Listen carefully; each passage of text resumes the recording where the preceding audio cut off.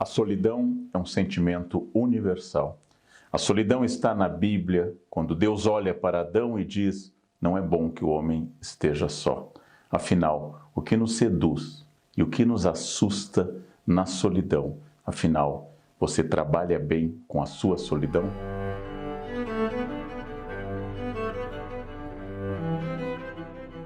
Prazer carnal. Nós vamos tratar de um tema muito importante e que foi alvo do meu livro mais recente, O Dilema do Porco-Espinho, pela editora Planeta. Durante meses eu me dediquei à leitura de clássicos sobre a solidão, da opinião de filósofos sobre a solidão, da literatura, do cinema e da arte, da grande questão de estar sozinho. O livro começa com a metáfora de Schopenhauer, o filósofo alemão, que em um texto afirma ter conhecido na juventude uma cena muito impressionante. Porcos espinhos no inverno se ajuntavam para tentar combater o frio, mas ao se aproximarem, eles se espetavam e esse processo causava dor. Então eles se afastavam e depois se juntavam novamente, frio e dor. E com isso Arthur Schopenhauer está falando que nós humanos vivemos esse dilema. Buscamos a companhia. Nós temos frio. A solidão causa frio. Metaforicamente, ela nos deixa nus. Ela nos deixa expostos ao vento. Então eu procuro o carinho de outras pessoas. Procuro o amor das pessoas. Procuro o contato físico. Mas, como diz Sartre, o inferno são os outros. Os outros são diferentes, têm ritmos diferentes, têm ideias diferentes da minha. No momento que eu passo a viver em grupo, que eu passo a viver em casal, com amigos ou em família, eu tenho que fazer concessões e essas concessões são complicadas. Aí vem a dor que Schopenhauer tornou na metáfora do porco-espinho. Desde muito cedo a solidão é um grande dado humano. Desde muito cedo nós trabalhamos com essa ideia de que a solidão seja algo negativo. O texto trabalha com uma outra perspectiva igualmente. Qual seria ela? Ao invés de solidão como esvaziamento, como dor, como estar onde eu não quero estar, ou seja, sem nenhuma companhia, introduzimos também o conceito de solitude. Solitude é a capacidade de eu estar sozinho e, ao mesmo tempo, fazer dessa experiência uma grande oportunidade de crescimento. Solitude é quando eu não estou triste. Pelo contrário, não tendo outras vozes, não tendo outros olhares, eu sou obrigado a ingressar dentro do meu universo, a fazer algo reflexivo, a ter a experiência de ler e ler sem ser interrompido, a ter a experiência de viver à vontade em um ambiente e poder então escutar não a voz dos outros, mas a minha própria voz. E ao ouvir minha própria voz, conhecer-me mais. A solitude não é um defeito, a solitude é uma virtude. E da mesma forma, estar em presença de alguém não garante o fim da solidão. O livro, por exemplo, trata exaustivamente da solidão a dois, daquela solidão em que você está com uma outra pessoa, mas ao mesmo tempo essa relação não é orgânica, não é estrutural, não transforma, não toca, e você apenas compartilha um espaço com as pessoas. A solidão a dois é ainda mais aguda do que a simples solidão, mas nós temos muito medo. O pior castigo em uma prisão chama-se a solitária. Isolar na prisão já é terrível. Isolar dentro da prisão em uma cela isolada, solitária, pode levar alguém ao enlouquecimento.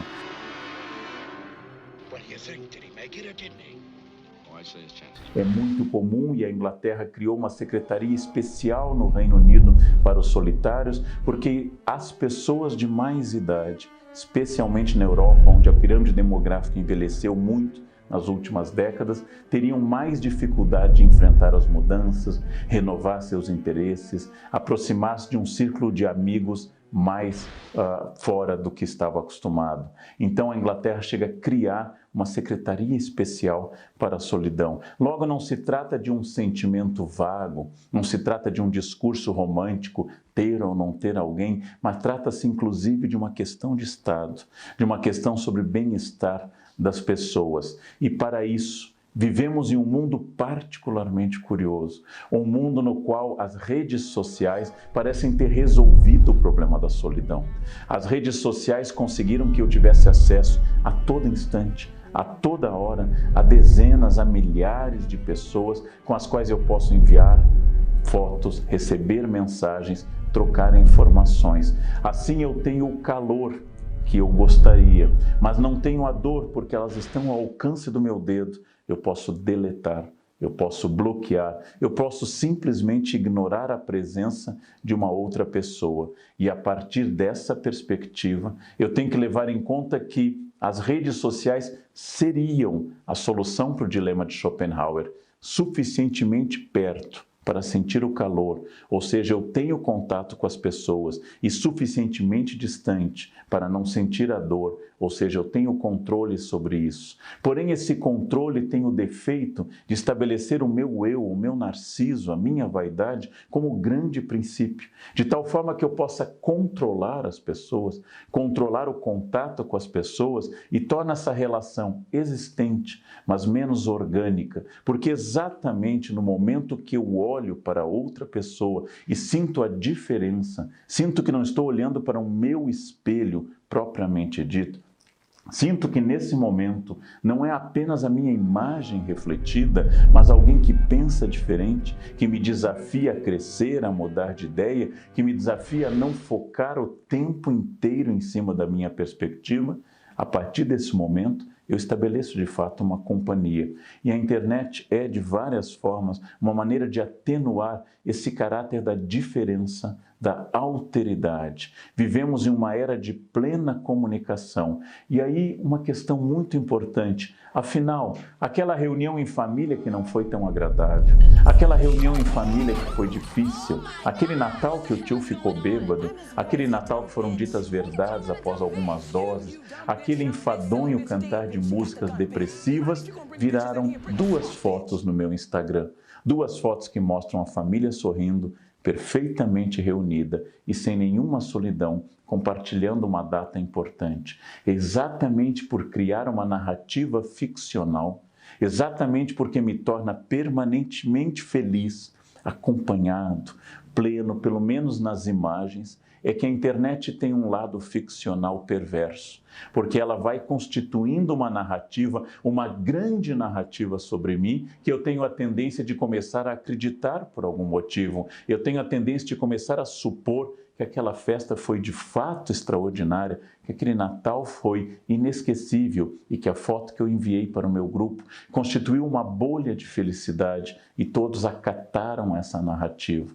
Ora, a narrativa é sempre uma narrativa. O que eu sinto profundamente está sempre posto em xeque a partir do momento que eu convivo com a diferença. E é exatamente por isso que a solidão continua sendo um desafio em plena era da internet. Porque eu acesso a todo instante meu celular quando estou com as pessoas.